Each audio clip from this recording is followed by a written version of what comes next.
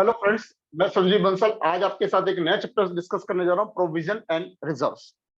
My friends, अगर हम business कर रहे हैं तो उस बिजनेस के अंदर सर एक्सपेंसेस भी अनुमानित है कि होंगे, कई बार लॉसेस भी हमें लग रहा होता है कि होंगे।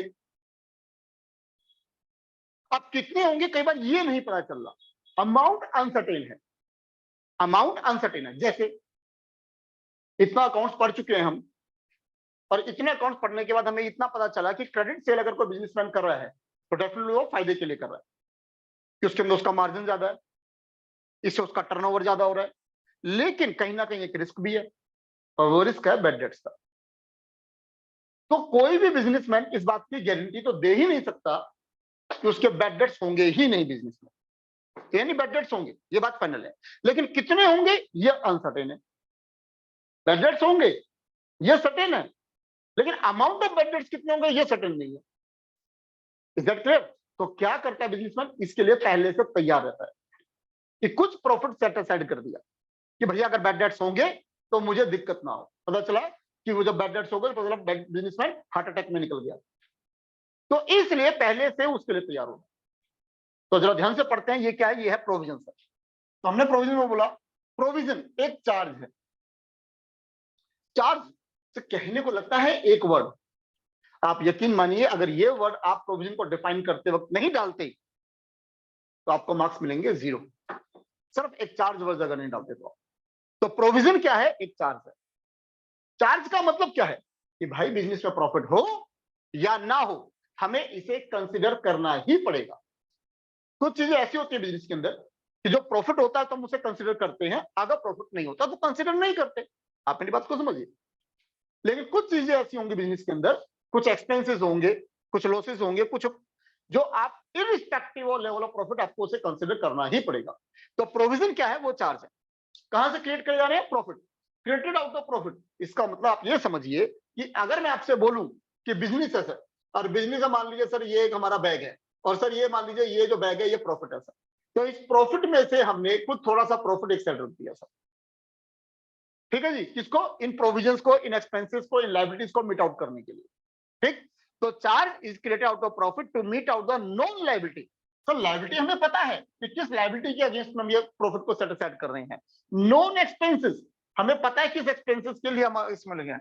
नॉन लॉसेस हमें पता है कि क्या लॉसेस हमें होने वाले हैं, but uncertain amount, uncertain amount है। लेकिन ये यानी अगर क्रेडिट में सेल बिजनेस मैन कर रहा है तो उसे पता है कि भैया बैड डेट्स होंगे, लेकिन कितने होंगे ये किसी को नहीं पता। Is that clear? तो उसके लिए साइड में रखा गया सर। तो non liability, non expensive, non losses. तो बट अमाउंट जो है वो सर्टेन नहीं है। तो right of bad debts, bad debts को राइट ऑफ करने के लिए अब मान लीजिए बिजनेस कर रहे हैं सर, सरकार को टैक्स पे करना है, कोई डाउट ही नहीं है। अब लास्ट में सर हमारी टोटल लास्ट में इनकम क्या निकल कर आएगी और सरकार को कितना टैक्स पे करना है वो पता चलेगा बाद में, लेकिन टैक्स तो पे करना ही है ना। अब वो नॉन तो बाद में निकल के आएगी फिगर। तो भैया अभी से पहले प्रोविजन फॉर टैक्स बना लो ना, ताकि जब सरकार को टैक्स पे करना पड़े तो हमें दिक्कत ना हो। ठीक, डेप्रिसिएशन, अब हमने कहा सर डेप्रिसिएशन की बात, तो हमें पता है अगर एसेट्स हमने परचेज कर रखी हैं, अगर हम उसको इस्तेमाल कर रहे हैं तो वो डेप्रिशिएट होंगी होंगी। अब ये नहीं पता कब सोल्ड आउट कर दें, कब डिस्कार्ड कर दें, तब उसका डेप्रिसिएशन कितना होगा। जो हमने डेप्रिसिएशन पढ़ा दी कि पता चला जी किसी साल में 6 महीने के बाद आपने उसे सोल्ड आउट किया, तो पहले सालों का डेप्रिसिएशन पूरा और उस साल का 6 महीने का। तो ये तो पहले तो नहीं पता था ना कि 6 महीने बाद बेचेंगे ही बेचेंगे, ऐसा थोड़ी ना पता था हमें। तो यानी डेप्रिसिएशन होगा ये पता है, बट अमाउंट ऑफ डेप्रिसिएशन क्या होगा डिस्कार्ड करने से पहले ये नहीं पता। तो इसके लिए प्रोविजन फॉर डेप्रिसिएशन बना चुके हैं। तो provision for depreciation, depreciation chapter हमने खूब डिटेल में पढ़ा भी है। और प्रोविजन फॉर डेप्रिसिएशन किससे सेट असाइड कर रहे हैं, पी&एल से। ठीक, तो इन other words provision is an amount set aside for probable but uncertain obligation. भाई प्रोबेबल है, हमें पता है कि ये होने वाला, उम्मीद है। अनसर्टेन ऑब्लिगेशन, ऑब्लिगेशन क्लियर है, वो इतना नहीं पता हमें एक ऑर्गेनाइजेशन का। It is a conservatism approach. Sir conservatism approach तो है, कंजर्वेटिज्म एंड प्रिंसिपल ऑफ प्रूडेंसी तो ये बात बोल रहा है कि भाई भविष्य में कोई एक्सपेंस, लॉसेस वगैरह कुछ खर्चा कुछ होने वाला है तो भाई अभी कंसिडर कर लीजिए। बट अगर इन फ्यूचर में अगर कोई प्रॉफिट होने वाला है तो कंसिडर मत करिए till it not actually arise, कि जब तक वो एक्चुअली में अराइज ना हो जाए। तो जो प्रोविजन आप जो बना रहे हो ये कंप्लीटली सर हमारा कंजर्वेटिज्म अप्रोच पर बेस करता है सर। ठीक, तो an amount set aside to meet out future liability, तो जो फ्यूचर की जो लायबिलिटी है उसको मीट आउट करने के लिए हमने रखा। It reduce the amount of profit, जब आप प्रॉफिट का अमाउंट एक साइड में रख रहे हैं तो इससे क्या होगा, जो हमारा अमाउंट ऑफ प्रॉफिट है उस साल का डेफिनेटली वो रिड्यूस हो रहा है। तो बार बार यही कह रहे हैं कि भाई जो क्रिएशन कर रहे हैं हमें, वो हमें पता है किसके लिए कर रहे हैं, लेकिन अमाउंट तो से बाद में निकल सकता है। ठीक, आगे एग्जांपल देखिए सिर्फ जरा इसके। प्रोविजन फॉर बैड डेट्स, हमें पता है बिजनेस में कि बैड डेट्स होंगे, लेकिन कितने होंगे हमें नहीं पता, तो उसके लिए प्रोविजन फॉर बैड डेट्स यानी प्रॉफिट सेट असाइड कर दिया। प्रोविजन फॉर टैक्सेशन, तो टैक्स के लिए अमाउंट सेट असाइड कर दिया, टैक्स कितना होगा वो बाद में पता चल जाएगा, लेकिन अभी हमने सेट असाइड कर दिया। प्रोविजन फॉर डेप्रिसिएशन, प्रॉफिट का अमाउंट डेप्रिसिएशन के लिए सेट असाइड कर दिया, लास्ट में एक्चुअल में डेप्रिसिएशन कितना होगा वो निकलकर साथ में बाद में आ जाएगा। Provision on discount on debtors, ध्यान से सुनिए, जैसे जितना एक बिजनेसमैन स्ट्रैटेजी दिमाग लगाएगा, नई नई चीज सोचेगा, फायदा होगा सर। अब सुनिए सर, बिजनेसमैन ने यहाँ पे क्रेडिट सेल कर दी सर, क्रेडिट सेल, ठीक हो गया जी। अब क्या, मान लो एक से एक फिगर ले लेते हैं, मान लो जिसको वो सेल कर रहा है उसकी कॉस्ट में ले लेता हूं समझाने के लिए 100 रुपीज, ठीक हो गया, ठीक है जी। तो अगर मान लीजिए वो उस यूनिट को कैश में सेल कर रहा है तो वो उसको सोल्ड आउट कर रहा है सर 110, मान लीजिए फेक फिगर 10 रुपए प्रॉफिट कमा रहा है सर।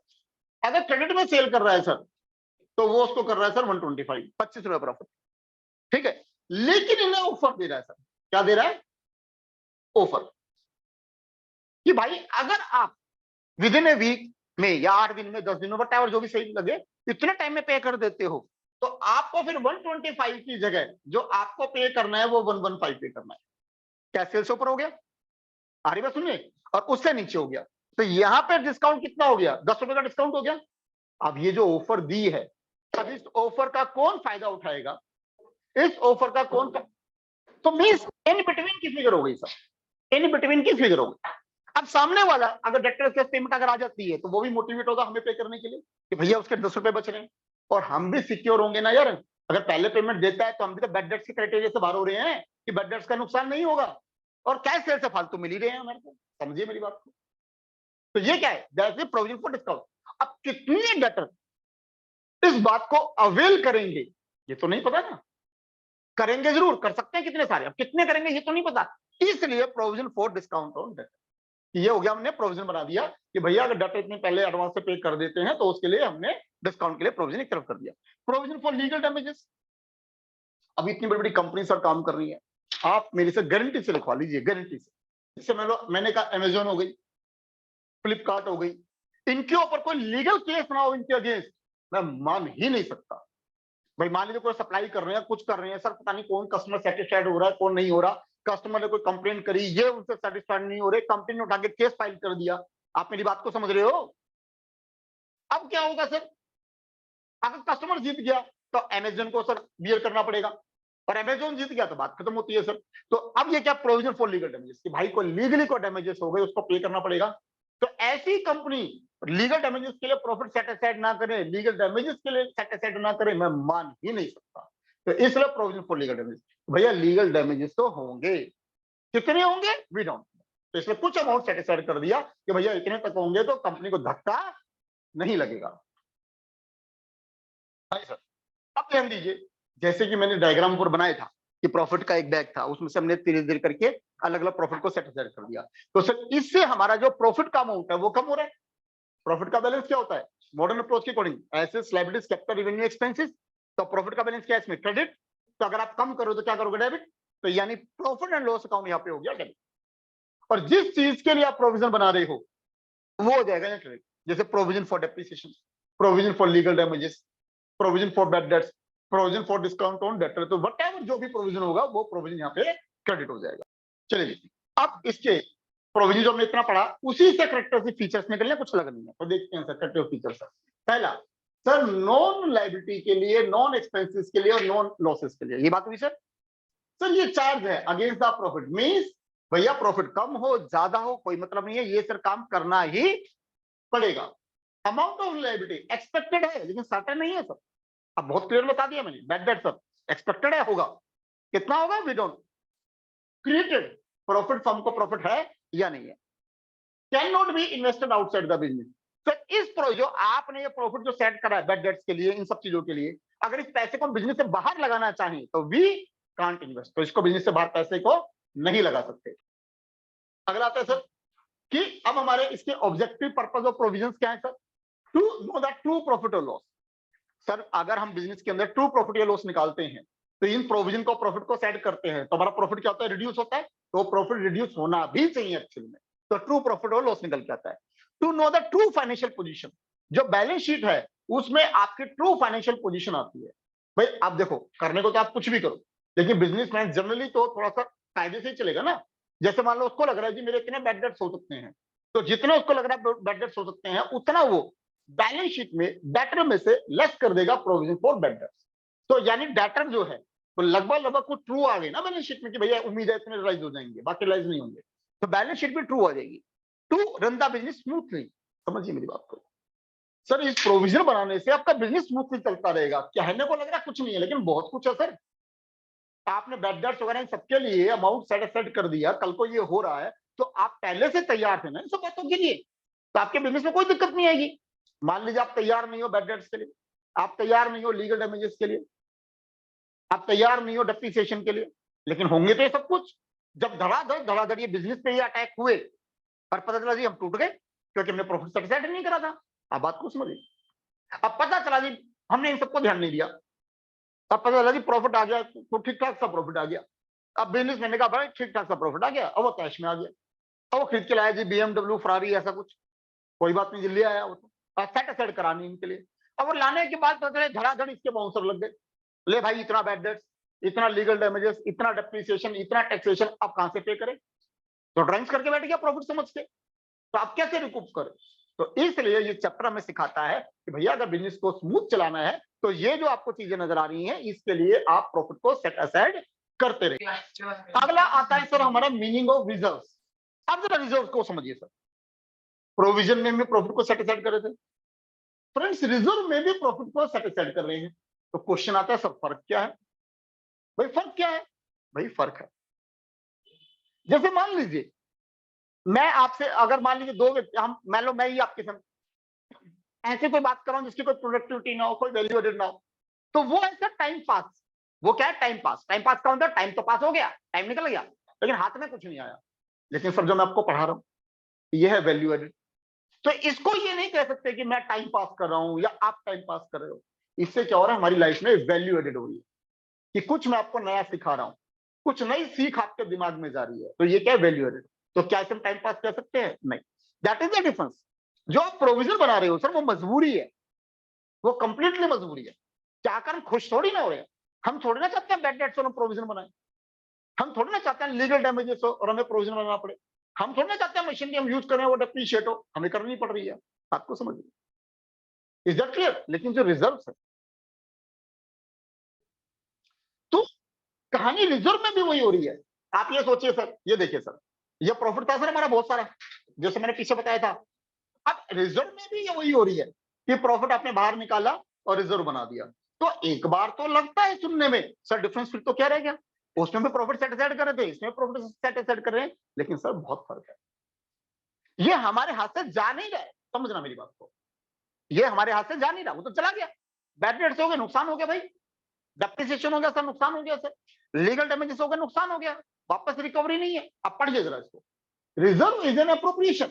रिजर्व क्या है? अप्रोप्रिएशन ऑफ प्रॉफिट है, created out of profit to give strength through financial position. अपने बिजनेस को स्ट्रेंथ देने के लिए हम ये काम कर रहे हैं। अब क्वेश्चन आता है अच्छा सर प्रॉफिट को सेटिस्फाइड कर दिया, स्ट्रेंथ कैसे मिलेगी? अब वो पढ़िए sir. In other words, reserve is an amount set aside to retain the earning and can be invest outside the business. आया फर्क? भैया आपने प्रॉफिट को सेट असाइड कर दिया, अब आप इसे बिजनेस से बाहर इन्वेस्ट कर सकते हैं। आप समझिए मेरी बात को। मैंने कहा सर हमारा बिजनेस स्काईलाइन ट्यूटोरियल हमारा कोचिंग सेंटर हो गया सर। मान लीजिए अब इसके अंदर हम प्रॉफिट कमा रहे हैं, मान लीजिए अब वो जो प्रॉफिट कमा रहे हैं वो हमें नहीं जुट महसूस हो रही है कि उस प्रॉफिट को स्काईलाइन ट्यूटोरियल में हमें दोबारा से कोई बिल्डिंग बनानी है, कुछ बनाना है, सब कुछ कर चुके हैं मान लीजिए, और वो प्रॉफिट है तो क्या करें? बेकार में हम उसे कैपिटल में ऐड करते रहे, उससे क्या मिलेगा? इससे अगर मान लो स्काईलाइन ट्यूटोरियल में कुछ और इन्वेस्टमेंट का स्कोप नजर नहीं आ रहा तो इससे बेटर है ना कि उसे निकाल लें बिजनेस से और कहीं बाहर बिजनेस से बाहर इन्वेस्ट कर दें, किसी एफडी में इन्वेस्ट कर दें, किसी शेयर्स में, डिवेंचर्स में, बॉन्ड में, उसमें लगा दें, कोई बाहर छोटी मोटी प्रॉपर्टी खरीद लें, तो अब वो भी रिटर्न देगा ना हमें। अगर बिजनेस में रखा हूं तो क्या रिटर्न मिलेगा? कुछ भी नहीं। That is of difference. तो ये है रिजर्व। तो आप उस बिजनेस को, जो पैसे को आपने बाहर निकाला है, उसको आप बाहर इन्वेस्ट कर सकते हो। अब मान लीजिए आपने रिजर्व निकाला सर, क्यों? परचेज ऑफ फिक्स एसेट आपके दिमाग में कि भैया अभी फिक्स एसेट खरीदनी है, इसलिए आपने रिजर्व एक तरह रखा। तो सर अगर आप अब फर्दर कोई फिक्स एसेट खरीदते हो, कोई लैंड, कोई बिल्डिंग, कोई प्लांट, कोई मशीनरी, कोई फर्नीचर, कोई फिक्सचर, तो sir that will expand your business ना, आपका बिजनेस एक्सपेंड होगा। आज हमने 20 लोग की सर जगह ली, तो सर हमारा बिजनेस एक्सपेंड हो रहा है ना, कि जो पहले हमारा हेड ऑफिस में क्लासेस चलती थी वो तो चली नहीं है ना अब भी, यहाँ और शुरू हो गई। आप मेरी बात को समझ रहे हो? तो मीन्स क्या हुआ? बिजनेस क्या हुआ? एक्सपेंड हुआ सर। उसके बाद टू रिपे द डेट्स। अब मान लीजिए हमने किसी से लोन ले रखा है, प्रॉफिट को सेटिस्फाइड कर रहे हैं। अब ऐसा तो है नहीं ना कि मान लीजिए मैंने किसी 50 लाख का लोन लिया, अब मैं कहूं उससे कि भाई मेरे ना इस महीने में 10,000 रुपए बच गए, ले भाई 10,000 रुपए अपने लोन की वापस ले ले, तो लेगा क्या? नहीं, वो कहेगा भैया मोटा अमाउंट दिया, मोटा अमाउंट वापस चाहिए। तो हम क्या कर रहे हैं? मोटे अमाउंट को कुछ धीरे धीरे करके इकट्ठा कर रहे हैं, ताकि एक अच्छे हैंडसम अमाउंट में हम लोन को रिपे कर सके। अगर लोन को रिपे करते हैं तो भी तो बिजनेस स्ट्रेंथ होगा।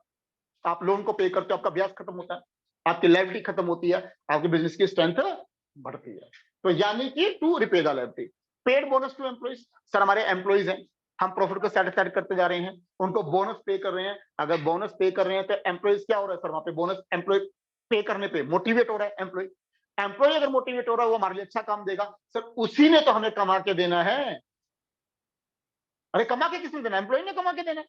अगर आप सोच के चलें कि एक बिजनेस फर्म मैन्युफैक्चरिंग फर्म है, आप तो सोचिए ना सर, मालिक तो गया और गद्दी पे जाके बैठ गया, वो मशीनरी पे काम थोड़ी ना कर रहा है। काम कौन कर रहा है? एम्प्लॉय। तो अगर एम्प्लॉय अच्छा काम कर रहा है तो वही तो कमा के देगा मालिक को। तो अगर मालिक को उसको एम्प्लॉय को बोनस देना पड़ता है, अच्छा वेजेस कंपनसेशन देना पड़ता है, तो क्या बुरा है? तो वहां पे सर ये काम आ सकता है। Paid dividend to share holder. Company के केस में मालिक कौन है? Share holder. शेयर होल्डर को कौन डिविडेंड देगा? कंपनी देगी। तो कंपनी डिविडेंड कहां से देगी? जो उसको प्रॉफिट हो रहा है, उसके लिए रिजर्व सेट कर दिया, तो ताकि इस रिजर्व में से जो हमारे शेयर होल्डर हैं उनको डिविडेंड पे करा जा सके। अब एक बात और ध्यान रखना सर, जैसे मैंने उसमें बोला आपको प्रोविजन में चार्ज, ऐसे ही रिजर्व में एप्रोप्रिएशन लिखना सर जरूरी है। कि एप्रोप्रिएशन का मतलब भैया ये तभी होगा जब प्रॉफिट होगा बिजनेस में। आप मेरी बात को समझ रहे हो? जब बिजनेस प्रॉफिट होगा तो ही आप रिजर्व क्रिएट करेंगे। अगर बिजनेस प्रॉफिट नहीं हुआ तो आप रिजर्व क्रिएट नहीं करेंगे। अगर प्रॉफिट नहीं हुआ फिर कैसे खरीदोगे? लायबिलिटी कैसे चुकाओगे? एम्प्लॉय को बोनस कैसे दोगे? आप शेयर होल्डर को डिविडेंड कैसे दोगे? तो भैया ये एप्रोप्रिएशन है कि प्रॉफिट होगा तो ये पॉसिबल है, अगर प्रॉफिट नहीं हुआ तो ये पॉसिबल नहीं है। तो इसलिए एप्रोप्रिएशन वर्ड डालना यहाँ पे जरूरी है सर। अब देखिए सर एंट्री में डिफरेंस। अब आपको पीएनएल की जगह पीएनएल एप्रोप्रिएशन दिख रहा है जी। और ये आप बहुत डिटेल में जो पढ़ोगे वो 12th क्लास में पढ़ोगे कि प्रॉफिट एंड लॉस अकाउंट और profit and loss appropriation account में डिफरेंस क्या है। तो profit and loss appropriation account profit and loss account का अगला पार्ट होता है, कि जहां पे आप पीएनएल अकाउंट में वो फिगर डालते हो जो आपका प्रॉफिट होगा तो यूज करोगे, नहीं होगा तो नहीं करोगे।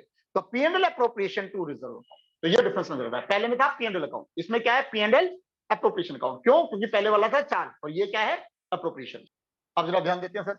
अब इसके कैरेक्टरिस्टिक सर, पहला सर एप्रोप्रिएशन ना चार्ज था, क्रिएटेड जब फर्म को प्रॉफिट हो रहा है। सेम कहानी, अननोन उसके लिए है, कंपल्सरी नहीं है, लेकिन अभी से बिजनेस से बाहर इन्वेस्ट करा जा सकता है। अब इसके ऑब्जेक्टिव देखिए सर। अब हमने कहा सर बिजनेस की फाइनेंशियल पोजीशन को इंप्रूव करने के लिए इक्वलाइज द डिविडेंड। अब जरा ध्यान देना सर, कंपनी, ये कंपनी है सर, इसके नीचे सर यहाँ पे बहुत सारे शेयर होल्डर्स बैठे हुए हैं, ठीक है जी। अब बात को समझिए सर, कंपनी के पास फंड है, कंपनी ने लगा रखा है, इन्वेस्ट कर रखा है, कमा रही है, उनको डिविडेंड दे दिया। अब पता चला अब कंपनी के पास सर 5 CR स्पेयर है। अब कंपनी कहती है कि भाई या तो इसमें से डिविडेंड दे दें या किसी एक नई फील्ड में इन्वेस्ट कर दें। अगर इन्वेस्ट करते हैं तो डिविडेंड कम दे पाएंगे, लेकिन इन्वेस्ट करते हैं तो उससे रिटर्न आएगा, और अगले साल पहले का डिविडेंड क्या और अगला डिविडेंड क्या उससे भी फालतू दे देंगे। अप्रोच तो बहुत अच्छी है, अप्रोच में तो कोई बुराई नहीं है, लेकिन सर बड़ी सोरे वाली बात है। आपको पता है सर हमारे यहाँ रूमर्स बहुत जल्दी फैलते हैं सर। पता चला जी बहुत बढ़िया कंपनी चल रही है, इन्वेस्ट करा और अगले साल सूद समझ क्या उससे फालतू डिविडेंड दे देंगे, लेकिन पता चला जी यहाँ आवाज उठनी शुरू होगी, भाई कंपनी ने डिविडेंड नहीं दिया, कंपनियां दिवालिया होने वाली है। समझो मेरी बात को। सर गया इसका मार्केट प्राइस, शेयर गए इसके, सारी कहानियां गई।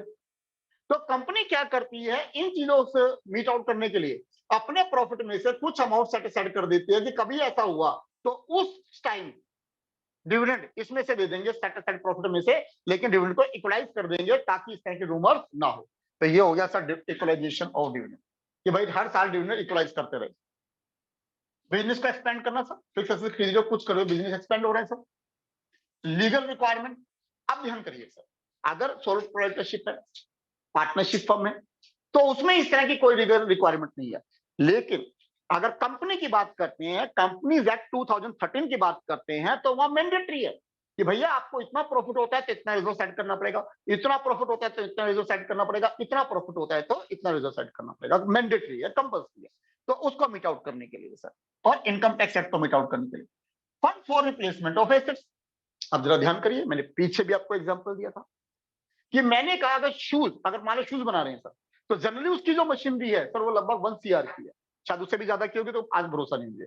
1 करोड़ की मशीनरी है सर, चलिए जी, आप मान लो खरीद लिया, शूज पे शूज बनाए जा रहे हैं, बनाए जा रहे हैं, बनाए जा रहे हैं सर, उसकी भी तो कोई लाइफ होगी, 5 साल, 10 साल, 15 साल, 20 साल। तो शूज बनाए, बेचे, ठीक है जी, उसके बाद क्या, जब मशीनरी बेकार हो जाएगी, जीरो हो जाएगी, फिर क्या करोगे? तो सर आपको कुछ अमाउंट सेट असाइड करना था ना हर साल, ताकि 15 साल बाद, 20 साल बाद ये खराब हो तो आप नई मशीनरी ला सकें। नहीं तो 15 साल, 20 साल बाद क्या शटर डाउन करके घर जाओगे? आप मेरी बात समझ रहे हो? Is that clear? तो भैया फंड फॉर रिप्लेसमेंट करना जरूरी है। लॉन्ग टर्म लाइबिलिटी को डिस्चार्ज करना है, अभी एग्जांपल दिया मैंने कि लाइबिलिटी को डिस्चार्ज करना है, भैया कुछ फंड आप इकट्ठा करते चले गए, एक तरफ करते चले गए। फ्लक्चुएशन इन एसेट्स, समटाइम्स क्या होता है, जो आपने बिजनेस से बाहर इन्वेस्ट कर रखी है किसी शेयर्स में, डिबेंचर्स में, बॉन्ड्स में, उनके रोज प्राइसेस फ्लक्चुएट हो रहे हैं, उसमें नफा नुकसान हो रहा है, उस नफा नुकसान को मीट आउट करने के लिए आपने एक पता चला इन्वेस्टमेंट फ्लक्चुएशन फंड अलग से एक रिजर्व बना दिया, जिसका मोटिव यही है कि जो इन्वेस्टमेंट में फ्लक्चुएशन हो रहा है उसको मीट आउट करने की। अब सर यहाँ पे आता है कि हमारे टाइप्स या क्लासिफिकेशन रिजर्व क्या हो सकते हैं सर। अब आप देख रहे हैं sir, capital reserve, revenue reserve. Sir capital reserve क्या है? ये जो आप प्रॉफिट सेट असाइड कर रहे हो, ये कैपिटल रिजर्व वो रिजर्व है जो बिजनेस को प्रॉफिट हुआ है फ्रॉम नॉन रूटीन एक्टिविटीज। तो नॉन रूटीन एक्टिविटी हुई, उससे प्रॉफिट हो गया, तो उससे आप कैपिटल रिजर्व क्रिएट करते हो सर। तो ध्यान करना, जब आप इसको लिखते हो तो नॉन रूटीन एक्टिविटीज ये वर्ड्स डालने जरूरी है, नहीं तो मार्क्स आपको नहीं मिलेंगे। ठीक, जैसे आपने कोई फिक्स एसेट सोल्ड आउट करी, पता चला उसमें प्रॉफिट हो गया, तो वो कैपिटल रिजर्व में जाएगा सर, वो रूटीन नेचर का प्रॉफिट नहीं। आपने फिक्स एसेट्स को रीवैल्यूएट करा, रीवैल्यूएशन का मतलब आप 12th क्लास में वैसे डिटेल में पढ़ेंगे, थोड़ा सा शॉर्ट में मैं समझा देता हूं। जैसे बैलेंस शीट में एसेट्स आपने कोई लैंड या बिल्डिंग लिख रखी है सर, पता चला जी 50 लाख की लिखी हुई है, पता चला आज कम से कम उसकी वैल्यू 2.5 करोड़ है, तो आप कह रहे हो भैया हमें तो एक्चुअल फिगर पे दिखाना है, तो आप उसे 2.5 करोड़ पे दिखा रहे हो, तो सर यहाँ पे प्रॉफिट हो रहा है सर, कि 50 लाख की आप 2.5 करोड़ में दिखा रहे हो, 2 करोड़ का प्रॉफिट हो रहा है, तो वो रिवैल्यूएशन प्रॉफिट जो है वो आपका नॉन रूटीन एक्टिविटी है, that should be transfer to capital reserve.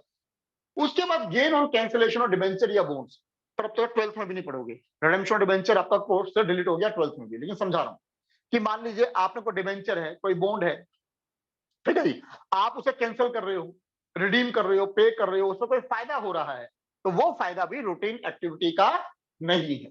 आप मेरी बात को समझ रहे हो? तो वो भी आपका कैपिटल रिजर्व में जाएगा।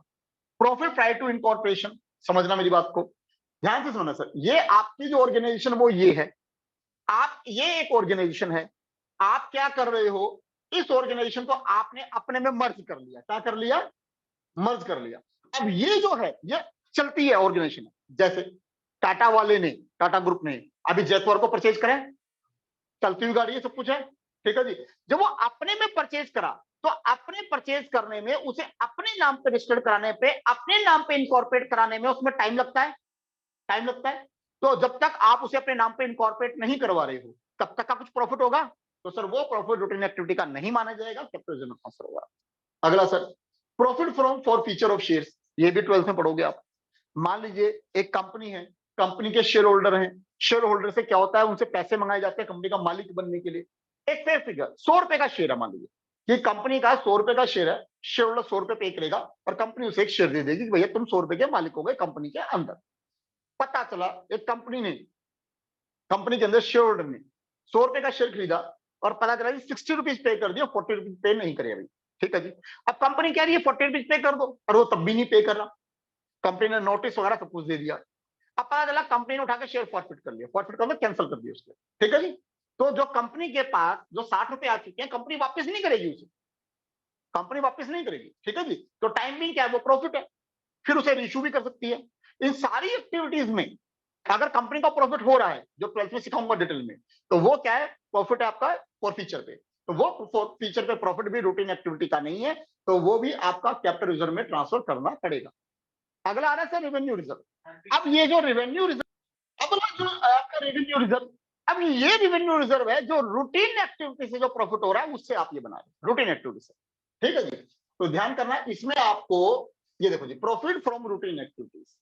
अब ये वर्ड्स अगर हमने निकाले तो ये हमारी डेफिनेशन कंप्लीट नहीं हो सकती। तो ये reserve ready to distribute as dividend among the share holder. तो ये जो रिजर्व हैं इससे आप शेयर होल्डर को डिविडेंड दे सकते हो। जो उससे पहले पढ़ा था हमने कैपिटल रिजर्व वाला, जनरली कोई कंपनी उसमें से शेयर होल्डर को डिविडेंड नहीं देती, प्रॉफिट नहीं बांटती सर, ठीक। अब इसके अंदर फर्दर आपके दो रिजर्व हो सकते हैं सर, एक जनरल रिजर्व और एक स्पेसिफिक रिजर्व। जनरल रिजर्व इसी के अलग अलग नाम है, general reserve, contingency reserve, reserve fund, एक ही बात है, ठीक। तो जनरल रिजर्व वो रिजर्व है जो कंपनी या फर्म किसी भी पर्पस के लिए इस्तेमाल कर सकती है, कोई लिमिटेशन नहीं है। जनरल, कई बार कहते हैं ना सर जनरल डिब्बा है, जो मर्जी चल जाओ, आपने बात कर, तो sir general reserve routine nature के प्रॉफिट से जनरल रिजर्व है, किसी भी पर्पस के लिए इस्तेमाल करो, सबके लिए ओपन है। बट माय फ्रेंड अगला आता है आपका स्पेसिफिक रिजर्व। जो स्पेसिफिक रिजर्व है ये कंपनी ने बनाया या ऑर्गेनाइजेशन बनाया पर्टिकुलर किसी चीज को मीट आउट करने के लिए, पर्टिकुलर किसी चीज को क्रिएट करने के लिए। जरा देखिए sir, specific reserve created for specific purpose, ठीक। जैसे इक्वलाइजेशन और डिविडेंड, कि भैया ये प्रॉफिट हमने इसलिए साइड में रखा है कि किसी साल शेयर होल्डर को डिविडेंड नहीं दे पा रहे तो इसमें से देंगे, यानी किसी और पर्पस के लिए इस्तेमाल नहीं करोगे ना, स्पेसिफिक रिजर्व। जैसे अब हमने कहा इन्वेस्टमेंट फ्लक्चुएशन फंड, ये सब डिटेल इन्वेस्टमेंट फंड ट्वेल्थ में बहुत डिटेल में पढ़ोगे सर। अब ये प्रॉफिट आपने सेटिस्फाइड इसलिए करा है कि जो बिजनेस से बाहर इन्वेस्ट करा है उसमें जो फ्लक्चुएशन हो रहा है, उसमें कोई नफा नुकसान हो रहा है, तो उसको मीट आउट करने के लिए। तो अब ये किसी और पर्पस के लिए उसे इस्तेमाल नहीं करोगे। एसेट्स रिप्लेसमेंट फंड, भैया ये प्रॉफिट हमने सेटिस्फाइड इसलिए करा है कि कल को हमें एसेट्स को रिप्लेस करना हो तो इससे कर सकते। अब इसे अभी बताया मैंने। डिबेंचर रिडेम्पशन फंड, जो हमने लोन लिया है उस लोन को रिपे करने के लिए, डिबेंचर एक तरह का लोन होता है, ट्वेल्थ में पढ़ाऊंगा। तो डिबेंचर को रिपे करने के लिए आपने साइड में फंड करा है, तो अब आप इसे किसी और पर्पस के लिए इस्तेमाल नहीं करोगे। वर्कमेंस कंपनसेशन फंड, सर कई बार क्या होता है ऑर्गेनाइजेशन इस प्रकार की होती है जहां पे वर्कर का एक्सीडेंट होना लाजमी है। जैसे मान लो कहीं पे लोहे का काम है, वेल्डिंग का काम है, वहां पता चलेगा कि रोज किसी ना कोई टूट फूट रहा है। अब मान लो किसी एम्प्लॉय के वर्कर के लग गई तो कौन पे करेगा, मालिक पे करेगा, और कौन करेगा। तो मालिक कैसे पे करेगा, उसके लिए रिजर्व फंड एक तरफ रखेगा, वो तभी पे करेगा। आ रही बात सुनिए। तो अब जो ये फंड रखा हुआ है, जनरली उम्मीद ये है कि ये इसी पर्पस के लिए इस्तेमाल होगा, किसी और पर्पस के लिए इस्तेमाल नहीं होगा। सिंकिंग फंड, ये सब कहते हैं ना सब नामों के लिए एक नाम। जब लगता है जी लॉन्ग टर्म 10 साल बाद, 8 साल बाद, 5 साल बाद, 15 साल बाद, 20 साल बाद एक मोटा अमाउंट चाहिए किसी भी पर्पस के लिए, मोटा अमाउंट चाहिए, तो उसके लिए एक सिंकिंग फंड बना देते हैं। तो भैया हर साल इतना पैसा निकालते रहो, बाहर इन्वेस्ट करते रहो कि 10 साल बाद, 15 साल बाद जब अमाउंट चाहिए तब वो इतना अमाउंट इकट्ठा होकर बनकर तैयार हो जाए और बिजनेस को उसको जिस भी पर्पस के लिए चाहिए, चाहे एसेट्स रिप्लेस के लिए चाहिए, चाहे लायबिलिटीज को पेड आउट करने के लिए चाहिए, ताकि उस वक्त हमें बिजनेस के अंदर शॉर्टेज ना हो। हाँ जी सर। अगला आ रहा है सर हमारा, अब मैंने कहा रेवेन्यू रिजर्व कैपिटल रिजर्व में डिफरेंस सर, तो बड़ा आसान है सर, वही तरीके हैं जो पहले मैंने पढ़ाए थे सर। देखिए पर्पस सर, ये अनफोर्सी कंटिजेंसीज के लिए रेवेन्यू रिजर्व, ये सर कैपिटल लॉसेस को मिट आउट करने के लिए यूज कर सकते हैं आप कैपिटल रिजर्व को। सोर्स ऑफ रिजर्व सर, ये रूटीन एक्टिविटी से क्रिएट हो रहा है, लेकिन सर ये नॉन रूटीन एक्टिविटीज के प्रॉफिट से क्रिएट हो रहा है। सर डिविडेंड की तरह है, इसको आप डिस्ट्रीब्यूट कर सकते हो सर, इसको आप शोल्डर में डिविडेंड का डिस्ट्रीब्यूट नहीं कर सकते। यूटिलाइजेशन, जहां आपका मन करे वैसे यूटिलाइज करो सर, कोई रिस्ट्रिक्शन नहीं है सर। इसके अंदर बहुत सारी रिस्ट्रिक्शंस हैं कि भैया इन पर्टिकुलर पर्पस के लिए इस्तेमाल कर सकते हो, अदरवाइज इसको इस्तेमाल नहीं करा जा सकता। सर जो पहला डिस्ट्रीब्यूशन कराया वो भी मोस्ट इंपॉर्टेंट था, लेकिन सर इसका तो पूछे ही नहीं, ये तो इतना मोस्ट इंपॉर्टेंट है, आप ये मान के चलिए पेपर में आएगा, ये मान के चलना सर इसके बारे में। चलिए जी, प्रोविजन और रिजर्व में डिफरेंस सर, चार्ज और एप्रोप्रिएशन सर समझा चुका हूं। चार्ज है ये सर, ये अप्रोप्रिएशन है, यानी प्रॉफिट हो ना हो अपने दिमाग में जो रखना है, ठीक। नेचर ऑफ लायबिलिटी सर, ये नॉन लायबिलिटी के लिए है, जो लायबिलिटी हमें पता है, या नॉन लॉस या नॉन एक्सपेंसिव उसके लिए है सर। ये अननोन लायबिलिटी के लिए सर, ठीक। सर इसे आप इन्वेस्ट नहीं कर सकते बिजनेस से बाहर, इस पैसे को सर आप इन्वेस्ट कर सकते हो सर। इसे सर डिविडेंड डिस्ट्रीब्यूट नहीं कर सकते, शेयरहोल्डर को डिविडेंड नहीं दे सकते सर, इसे दे सकते हो सर आप, ठीक। मॉडल रिप्रेजेंटेशन, अब ये जो है जिस एसेट्स पे प्रोविजन है उसमें से माइनस करके दिखाएंगे बैलेंस शीट में। जैसे मैंने कहा प्रोविजन फॉर बैड डेट्स, तो आप डेटर में से माइनस करके दिखाएंगे। प्रोविजन फॉर डेप्रिसिएशन, एसेट्स में से डेप्रिसिएशन माइनस करके दिखाएंगे। लेकिन जो रिजर्व है ये सर लायबिलिटी साइड में अलग से दिखाते हैं सर, बैलेंस शीट में लायबिलिटी साइड में रिजर्व एंड सरप्लस की हेडिंग में अलग से दिखाते हैं sir. Motive sir meet out specific liabilities, और इसका मोटिव क्या है, अपनी फाइनेंशियल पोजीशन को बूस्ट करना, बिजनेस को एक्सपेंड करना, उस चीज के लिए हमारी है सर। नेसेसिटी की अगर मैं बात करता हूं तो सर ये तो नेसेसिटी है, करना ही पड़ेगा सर। ये नेसेसिटी नहीं है, आपके पास एडुकेट प्रॉफिट है तो देन यू डू इट, अगर नहीं है तो ये कोई जरूरी नहीं है क्रिएट करने। चलिए, अब कई बार स्टूडेंट के दिमाग में आता है कि बैलेंस शीट में लायबिलिटी साइड में रिजर्व एंड सरप्लस लिखना है, तो बैलेंस शीट में लायबिलिटी साइड में क्यों लिख रहे हो? समझिए मेरी बात को, समझना मेरी बात को। मैंने कहा एक फैमिली है, उनकी मान लो कोई सैलरी आ रही है, बेचारे पेट काट काट के कुछ पैसे साइड में कर रहे हैं। आप मेरी बात को समझना कि भैया नहीं यूज करेंगे, सेविंग करेंगे, ये वो। भैया है तो उन्हीं की, है तो उन्हीं की। सर मैंने पढ़ाया आपको, बिजनेस और बिजनेसमैन दोनों लगा। अकाउंट किसके बना रहे हैं? बिजनेस के, बिजनेसमैन के, बिजनेस के बना रहे हैं। तो बिजनेस ने क्या कहा कि भैया प्रॉफिट तुम सेट असाइड कर रहे हो, कल को देना तो मालिक को ही है। तो जो कैपिटल आप लायबिलिटी साइड में लिखते हो बैलेंस शीट में, तो वो किसके पढ़ने से लिखते हो? बिजनेस की तरफ से, कि भाई बिजनेस कह रहा है मालिक को कि भाई तूने पैसे लगाए हैं मेरे अंदर, तो ये मुझे तुझे पे करने हैं, इसलिए इंटरनल लायबिलिटी भी बोल देते हैं। तो लायबिलिटी है। रिजर्व सरप्लस, वो कह रहा भैया तूने प्रॉफिट पेट काट काट के लग रखा है, ये तेरे को ही वापस दूंगा, चिंता मत कर मालिक को। तो इसलिए बैलेंस शीट में लायबिलिटी साइड में दिखा रहे हैं, बट इट इज किससे बिलोंग कर रहा है? मालिक से बिलोंग कर रहा है। तो इसलिए reserve and surplus balance sheet में लायबिलिटी साइड में दिखाया जा रहा होता है। चलिए अब इस चैप्टर का last concept sir, secret reserve. Sir आजकल ये बहुत ट्रेंड में है, सीक्रेट रिजर्व बहुत ज्यादा एग्जाम में आ रहा है। ध्यान से सुना सीक्रेट रिजर्व। अब देखो हर कोई व्यक्ति कुछ अपनी लाइफ में सीक्रेट रख के चलता है, बिजनेस में कुछ सीक्रेट रख के चलता है, चाहता है कि डिस्क्लोज ना करे। अब मान लीजिए बिजनेस का बहुत अच्छा खासा प्रॉफिट है, अब अगर मान लीजिए वो जिस तरह से भी मैंने पढ़ाया उस तरह से रिजर्व, इन्वेस्टमेंट, फ्लक्चुएशन फंड वगैरह करके दिखाता है, तो सबको नजर में आ रहा है। अब बिजनेसमैन कह रहा है यार नजर ना लगे या किसी को पता ना चले, तो वो क्या कर रहा है? सीक्रेट रिजर्व बना रहा है कि इस तरह से रिजर्व बना देगा, इस तरह से प्रॉफिट सेटिस्फाइड कर देगा कि भैया प्रॉफिट तो सेटिस्फाइड हो गया और किसी को पता ना चले, भाई मेरा काम हो जाए, किसी को नजर भी ना लगे, पता भी ना चले किसी को। सीक्रेट रिजर्व, तो that is a new concept, secret reserve. सुनिए ध्यान से। तो secret reserve representing the hidden reserve created by an organisation with understated assets, assets को कम दिखा के रिजर्व बना दिया, ओवरस्टेटेड लायबिलिटीज, लायबिलिटीज को ज्यादा दिखा दिया, एक्चुअल में एसेट्स ज्यादा की हैं और कम की दिखा रहे हैं, तो एक किस्म से रिजर्व ही तो हो गया। भैया आपकी एसेट ज्यादा की हैं और आप कम की दिखा रहे हो, यानी अब पोजीशन तो आपकी ज्यादा बेटर है, आपने अपनी लायबिलिटीज ज्यादा दिखा दी, जबकि लायबिलिटीज होनी कम है, तो ये भी तो आप एक्चुअल पोजीशन तो आपकी और बेटर है ना। तो इस तरह से सीक्रेट रिजर्व बनाए जा सकते हैं। तो create secret reserve to hide its better financial position from its competitor. भैया कॉम्पिटिटर को पता ना चले कि हम बेटर पोजीशन में हैं, कहते ना अपने हथियार छुपा के रखे हैं, वो वाली बात है, ठीक। But due to this window dressing, इसे विंडो ड्रेसिंग का भी एक पार्ट है। विंडो ड्रेसिंग का मतलब क्या होता है? जो एक्चुअल फिगर है उसको ना दिखाना, कुछ और दिखाना।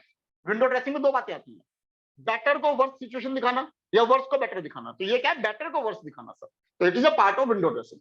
Organisation provide false information to share holder, भैया अपने शेयर होल्डर्स को फॉल्स इंफॉर्मेशन दिखा रही है कंपनी, ठीक।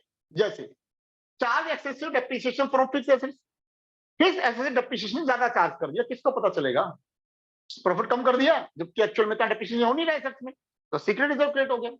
अननेसेसरी प्रोविजन उठा के बना डाले आपने, provision for that, provision for that, provision for that, उतनी की रिक्वायरमेंट नहीं है, अननेसेसरी रिजर्व है sir. Right of entire asset inspired that market value, आपने पता चला अपने बिजनेस में किसी एसेट को कंप्लीटली राइट ऑफ कर दिया डेप्रिशिएट करके, लेकिन एक्चुअल में उसकी मार्केट वैल्यू है भी, तो वो भी सीक्रेट रिजर्व का पार्ट हो गया sir. Overstated the value of liabilities, liability ज्यादा दिखा दी जो एक्चुअल में नहीं है। कंसीडर द कंटेंट लायबिलिटी, पर आ चुका हूं बेसिक अकाउंटिंग टर्म्स में, लायबिलिटी मे और मे नॉट अराइज, तो वो आपको बैलेंस शीट में नहीं दिखानी चाहिए, लेकिन उठा के अपने कंटीजेंट लायबिलिटी दिखा दी बैलेंस शीट में प्रोविजन करके, तो क्या हो गया sir? It's like hidden reserve, क्योंकि वो एक्चुअल में तो है नहीं। तो इस तरीके से इतने कई तरीकों से एक ऑर्गेनाइजेशन सीक्रेट रिजर्व बना सकती है अपने बिजनेस को स्ट्रेंथ देने के लिए, ताकि कॉम्पिटिटर को किसी को पता भी नहीं चलेगा और कंपनी का ऑर्गेनाइजेशन का यहाँ पे काम भी हो जाएगा। अब कई बार सुनने के दिमाग में आता है कि सर जो ये सीक्रेट रिजर्व हो रहा है क्या ये इलीगल नहीं हो गया सर? क्योंकि हम तो कहते हैं डिस्क्लोज करो। It's not illegal. आपके नॉलेज के लिए एक बात बताता हूं कि जब कंपनी या कोई ऑर्गेनाइजेशन अकाउंट्स बना रही होती है तो दो तरह से अलग अकाउंट बना रही होती एक वो बना रही होती है कंपनीज एक्ट 2013 के अकॉर्डिंग, और एक बना रही होती है इनकम टैक्स एक्ट 1961 के अकॉर्डिंग। तो जो टैक्स पे करना होता है कंपनीज को, वो पे करना होता है इनकम टैक्स एक्ट 1961 के अकॉर्डिंग। तो उसके लिए अकाउंट अलग बनते हैं। तो ये अकाउंट, ये फिगर उसमें नहीं जाने वाली इनकम टैक्स 1961 में, सीक्रेट रिजर्व। सारी बात सुनिए। तो अब जो शेयर होल्डर को आप दे रहे होते हैं, उसके पास जो हम इनकम टैक्स एक्ट 1961 में जो प्रॉफिट लॉस वगैरह सब दे रहे होते हैं, वो शेयर होल्डर को नहीं दे रहे होते। आपकी बात को समझ रहे हो? शेयर होल्डर को तो आप ये दोगे। तो इलीगल आपने कुछ नहीं करा, इनडायरेक्टली इलीगल कुछ नहीं करा आपने, क्योंकि सरकार को टैक्स जो देना बनता है वो दे रहे हो आप, उसमें कुछ नहीं करा है। ये तो सिर्फ आप अपने आप को डिफेंड कर रहे हो कॉम्पिटिटर से। समझो मेरी बात कि भैया कुछ है जो आप नहीं दिखा रहे। आप ये बात बताइए सर, आपको जो आप कह रहे हो, अगर आपके घर में मान लीजिए 4 लाख रुपए हैं, तो क्या ढोल बजा के सबको बताओगे हमारे घर में 4 लाख रुपए रखी है? तो क्या आपने इलीगल करा? आपने नहीं बताया तो इसका मतलब क्या हो? आपको पता है भैया ये बताओगे तो आप कहीं ना कहीं सेफ जोन से बाहर हो। इस बात को समझिए आप। तो इस तरह से अपने कॉम्पिटिटर को डिफीट करने के लिए इसलिए छुपाया जा रहा है, मोटिव चीट करने का नहीं है। तो फ्रेंड्स, ये चैप्टर हमारा फिनिश हुआ, प्रोविजन एंड रिजर्व। तो इनको अच्छी तरीके से दोबारा से देखना, पढ़ना, सीखना और इसके अंदर मास्टरी करना।